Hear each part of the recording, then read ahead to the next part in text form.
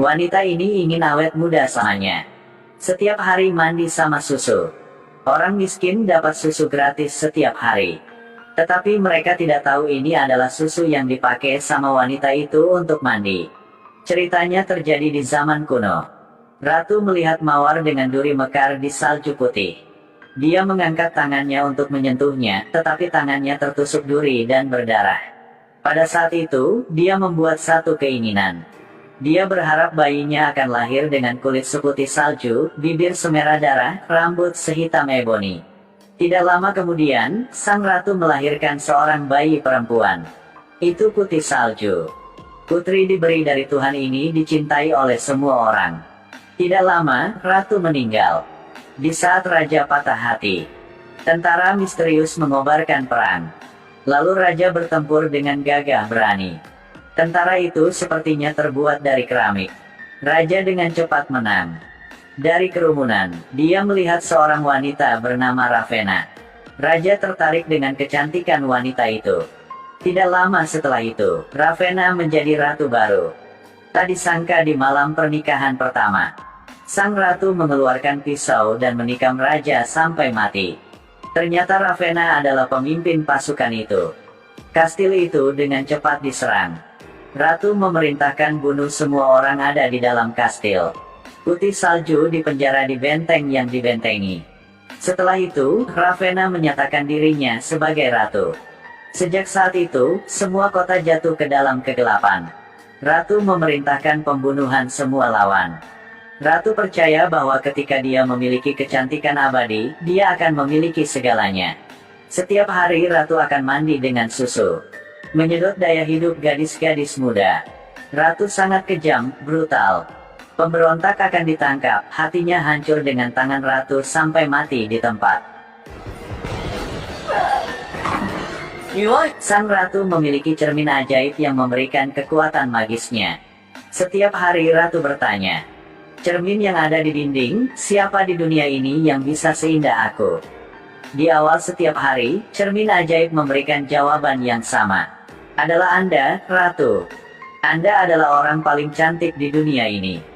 Tapi suatu hari dia bertanya pada cermin lagi. Jawabannya tiba-tiba berubah. Ada seorang gadis yang tumbuh dewasa, dia sangat cantik. Kecantikannya melebihi dari ratu. Jika dia ingin mempertahankan kecantikannya, dia harus memakan hati punya gadis itu.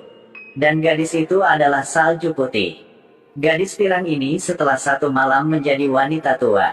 Ternyata karena sang ratu ingin awet muda selamanya. Menggunakan sihir untuk menguras daya hidup punya gadis itu. Setelah cermin ajaib berkata, hati putri salju akan membuat dia awet muda. Jadi dia mengirim adiknya untuk membunuh putri salju. Tanpa diduga, ketika dia melihat keindahan putri salju, dia memiliki pikiran jahat. Saat itu, putri salju tiba-tiba mengambil pisau dari bawah bantalnya dan menikamnya. Lalu lari dari sel. Tapi ada banyak tentara di luar mengejar. Dalam bahaya, dia melompat ke selokan dan lolos dari pengejaran. Tapi jalan keluar dari selokan adalah tebing. Melihat ke bawah tanpa rasa takut, langsung melompat turun. Setelah naik ke tepi, putri salju melihat seekor kuda putih. Dia mengendarainya dan pergi. Tapi tentara masih mengejar. Dia hanya bisa meninggalkan kudanya dan melarikan diri. Ketika melihat putri salju pergi ke hutan hantu, para prajurit ragu-ragu. Hutan ini berisi banyak makhluk aneh. Tidak ada yang masuk bisa keluar. Putri salju ditakuti oleh makhluk aneh dan langsung melarikan diri. Sang ratu marah ketika dia mengetahui bahwa putri salju telah pergi ke hutan hantu. Karena sihirnya tidak berpengaruh padanya. Jadi dia menemukan seseorang yang akrab dengan hutan hantu untuk membantunya. Mereka menemukan seorang pria bernama Erik, mantan pemburu di hutan hantu itu. Awalnya Erik menolak permintaan dari ratu. Tapi ratu bilang dia akan memberi apa saja. Berjanji untuk menghidupkan kembali istrinya yang sudah meninggal. Dia merindukan istri jadi dia setuju. Jadi mereka pergi ke hutan hitam. Berkat pengalaman dia, Erik sangat cepat menemukan putri salju. Tapi pria ini bukan orang jahat. Dia mengatakan kepada pria bahwa ratu menginginkan hati dia. Jika dia membawa Putri Salju kembali, mereka berdua akan dibunuh. Kemudian Erik menyadari dia ditipu oleh Ratu. Dia tidak akan menepati janji. Lalu Erik menurunkan para prajurit dan bawa Putri Salju pergi dari hutan hantu. Tapi kemudian satu monster besar muncul. Erik dirobohkan olehnya. Di saat bahaya, Putri Salju bergegas masuk. Monster itu menunjukkan ketakutan ketika dia melihat Putri Salju. Tidak tahu apa alasannya. Tapi sepertinya ada semacam kekuatan yang bekerja padanya. Monster itu melarikan diri ke tempat lain. Setelah bahaya ini berlalu, ada bahaya lain muncul. Sementara mereka berdua beristirahat, mereka diserang oleh sekelompok kurcaci. Ketika mereka hendak membunuh Erik, para kurcaci dihentikan oleh keindahan Putri Salju. Setelah mengetahui bahwa Putri Salju adalah anak raja, mereka memutuskan untuk melindunginya. Mereka bilang dia adalah dewi yang bisa menyelamatkan kerajaan. Saat itu tentara datang. Sekelompok kurcaci membawa mereka ke tempat rahasia. Di sini seperti surga yang penuh dengan kehidupan. Ada begitu banyak makhluk indah. Semua orang melewati malam yang damai. Keesokan harinya ketika Putri Salju bangun, dia melihat dua burung bertengger. Kemudian kedua goblin keluar. Di bawah bimbingan para goblin, dia menemukan satir, rusa putih. Sekarang semua orang tahu bahwa Putri Salju memiliki kekuatan penyembuhan magis. Kemana dia pergi semua penyakit hilang. Sekarang tentara datang untuk mencari lagi. Erik datang untuk melindungi Putri Salju. Setelah beberapa saat, dia membunuh saudara Ratu. Ratu ada di kastil, jatuh ke bawah karena rasa sakit. Sihirnya perlahan menghilang. Wajah secara bertahap menua. Dia memutuskan untuk membunuh Putri Salju sendiri.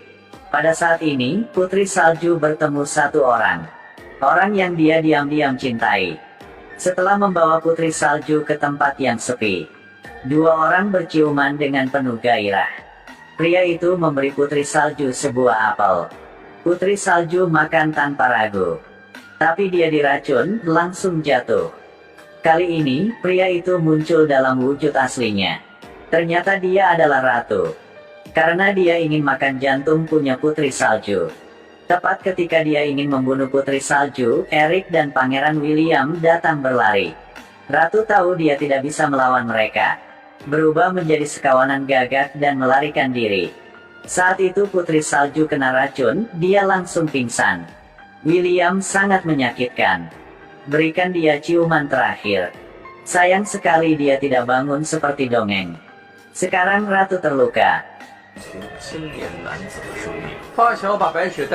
Dia menghisap vitalitas para prajurit menyembuhkan tubuh di tempat rahasia.